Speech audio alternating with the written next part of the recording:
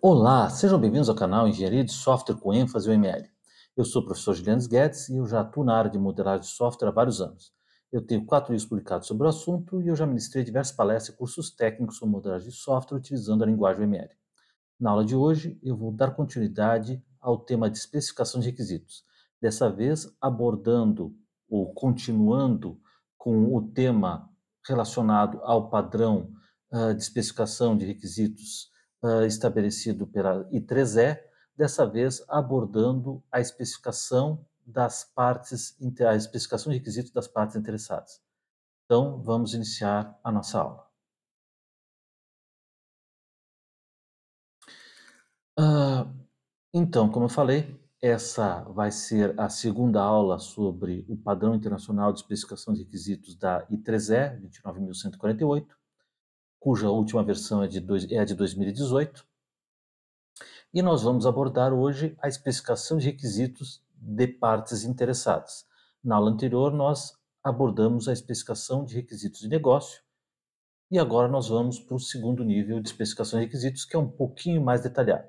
Na verdade, essa especificação tem muitas informações que são semelhantes à especificação de requisitos de negócio ou até idênticas, mas há um certo detalhamento em alguns tópicos relacionados aos requisitos das partes interessadas.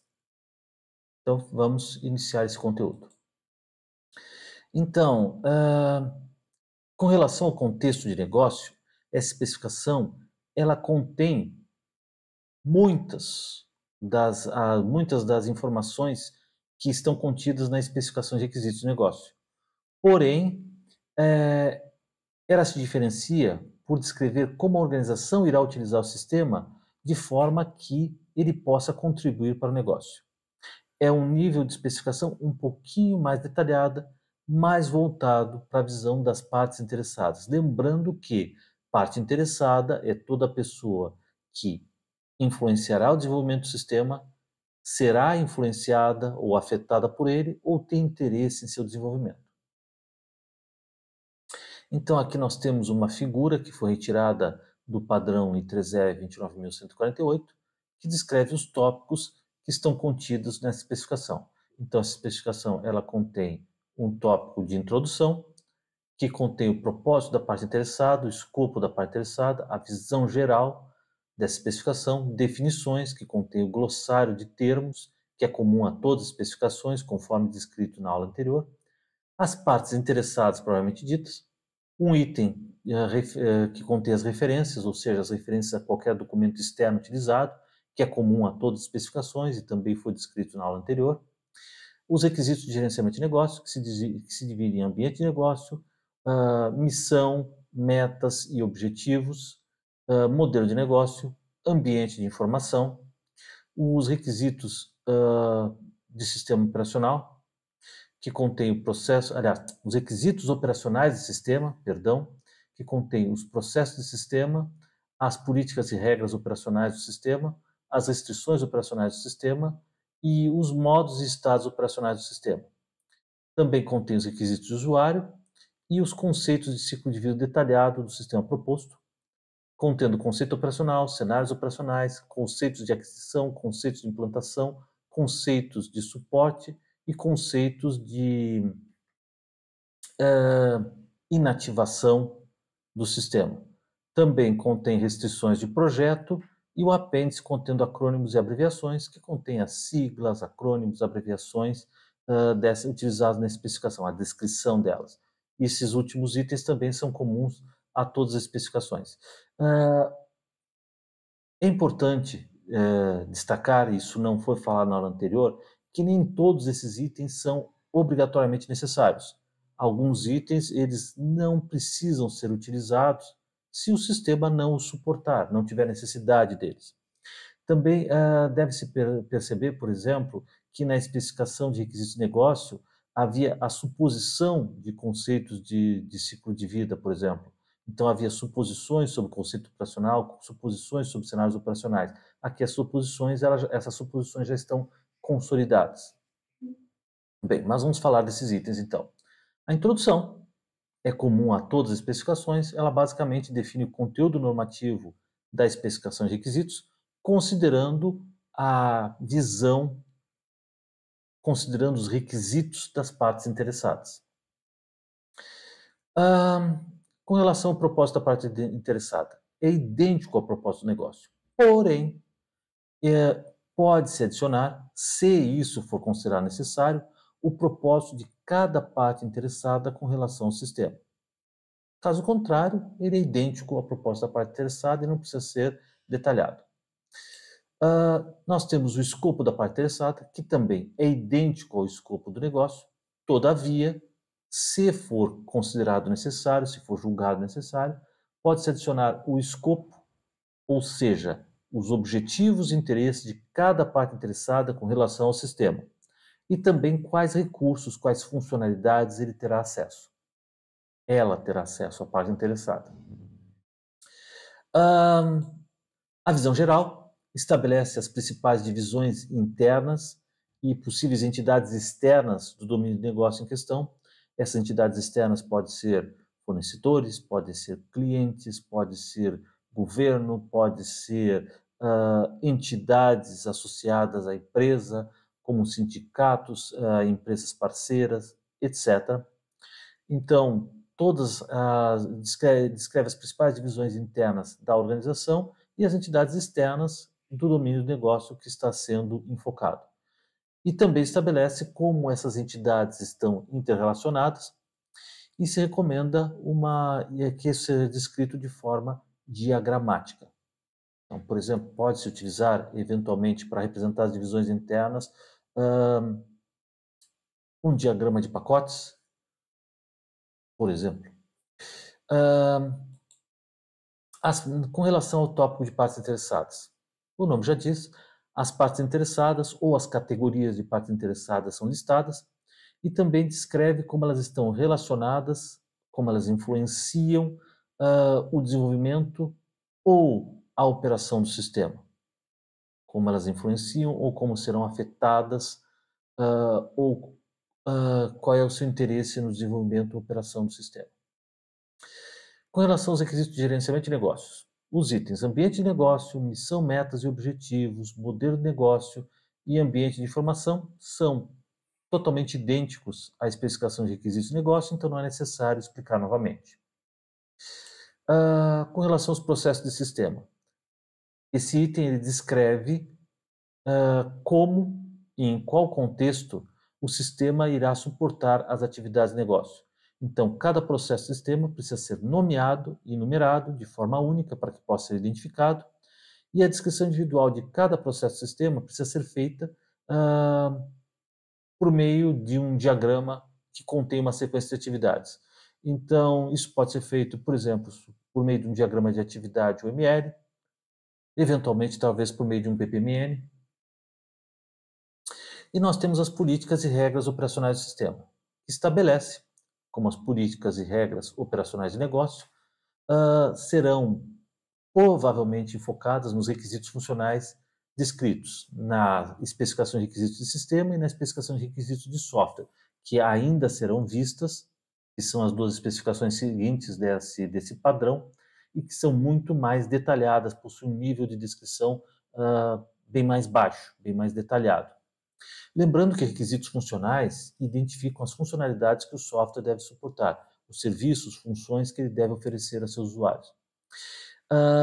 Então, essas políticas e regras operacionais, elas precisam ser nomeadas e numeradas de forma única, para que possam ser identificadas, e devem ser referenciadas na descrição dos processos de negócio.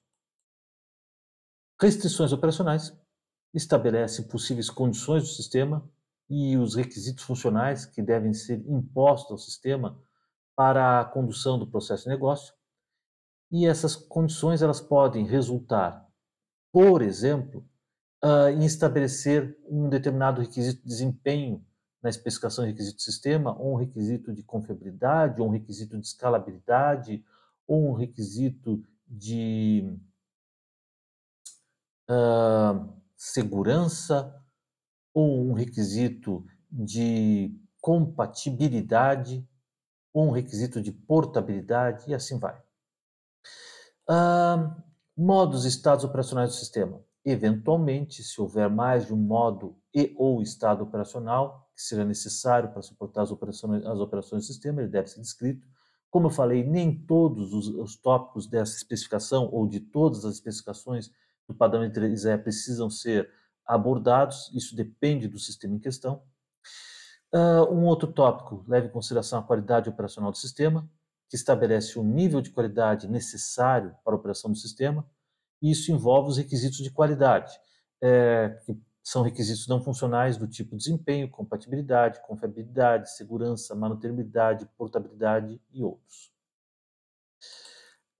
Nós temos então os requisitos de usuário, que são requisitos que já enfocam as funcionalidades, os serviços que devem ser oferecidos para o sistema, mas ainda num nível mais alto, com um pouco de detalhamento. Então, esses são requisitos que fornecem a base para o projeto e avaliação dos sistemas, a forma como vai se determinar se o sistema cumpre o que foi pedido, de tal forma que as necessidades identificadas pelos usuários sejam atendidas. Então, são requisitos que enfocam as funcionalidades, mas um nível de detalhe ainda alto. Esses requisitos eles podem incluir requisitos de qualidade relacionados ao uso, isso inclui usabilidade, e requisitos de interação de usuário-sistema. Vamos falar um pouquinho sobre cada um deles. Os requisitos para qualidade relacionada ao uso, eles determinam quais são os resultados pretendidos e associados aos critérios de qualidade. Enquanto que os requisitos de interação de usuário-sistema, eles determinam a forma de interação necessária para atingir os resultados pretendidos e quais possíveis restrições podem limitar a liberdade de projeto, que é uma fase que vem depois da engenharia de requisitos, que já trata da solução, e a implementação de soluções que satisfaçam os requisitos do usuário. A implementação já é a codificação. Os requisitos de usuário eles podem ser utilizados para servir de base, para que sejam montados, para serem criados cenários operacionais que especifiquem como os requisitos poderão ser atendidos. O contexto de uso, que é definido para um projeto, ele precisa compor a especificação de requisitos do usuário, de tal forma que seja possível identificar quais as condições sobre as quais os requisitos se aplicam. Os requisitos de usabilidade e objetivos para o sistema incluem critérios que possam ser medidos de efetividade, eficiência e satisfação em contextos específicos de uso. Com relação ao conceito operacional, ele descreve em alto nível, essa especificação ainda tem um nível bastante alto, então esse item descreve em alto nível o sistema proposto, indicando as características operacionais que precisam ser fornecidas, mas sem especificar detalhes de projeto. Detalhes de projeto são, na fase seguinte, a engenharia de requisitos. Ainda, com relação ao conceito operacional, as seguintes informações podem ser incluídas, como políticas e restrições operacionais, incluindo regras de negócio, a descrição do sistema proposto, possíveis modos de operação do sistema, se isso for considerado necessário, categorias de usuário e, eventualmente, outras pessoas envolvidas, e o ambiente de suporte, o ambiente sobre o qual o software será instalado. Cenários operacionais, eles descrevem maneiras como o nome já diz, descrevem formas como os usuários, os operadores, os mantenedores poderão interagir com o sistema. São exemplos de uso do sistema. Então, esses cenários eles são descritos para uma ou mais atividades, processos e negócios que são suportados pelo sistema.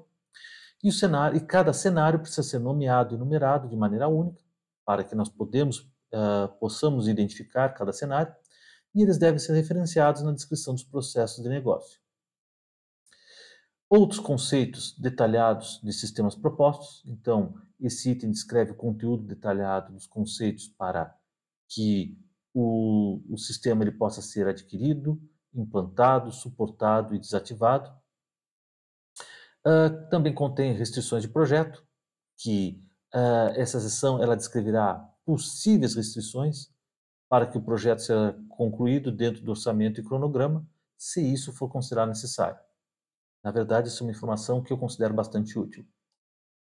E nós terminamos essa especificação de requisitos. Agora nós concluímos a especificação de requisitos de partes interessadas do padrão internacional de especificação de requisitos I3E 29148. Eu espero que vocês tenham achado essa aula útil. Se vocês gostaram desse vídeo, peço que vocês curtam, compartilhem, compartilhem com quem possa ter interesse, e se vocês ainda não estão inscritos, eu peço que se inscrevam no canal. Obrigado pela atenção. Nós nos vemos nas próximas aulas, onde nós iremos abordar as duas especificações restantes desse padrão, que são bem mais detalhadas, com um nível mais baixo. Então, obrigado pela atenção novamente.